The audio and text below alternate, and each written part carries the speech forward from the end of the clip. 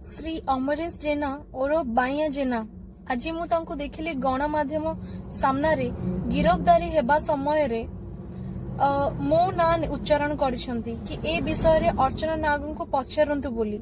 आज्ञा आपण मानक जरिया रे मु स्पष्ट करदेबा को चाहूची मु ए घटना विषय किछि जानि नाही किंबा ए घटना रे पीड़िता को मु चिन्हि नाही। कौन ए घटनार सत्य सत्य सी ही जानिथिबे एवं पीड़िता जानिथिबे किंतु एतिकी ए केस रु मु स्टडी कली से आज जणै दैछंती समग्र ओडिसावासी को कि से किभଳି कुकर्म रे संपृक्त थिले।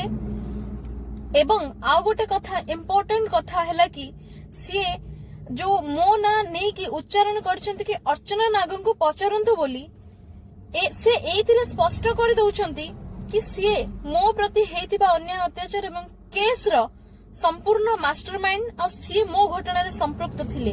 आज्ञा कहंतु जदि से संपृक्त नथिले ताहले से केमिति विगत दिन रे कहउथिले अर्चना नाग को चिन्हि नाहंती बोली आज से जानि गले अर्चना नाग किए बोली।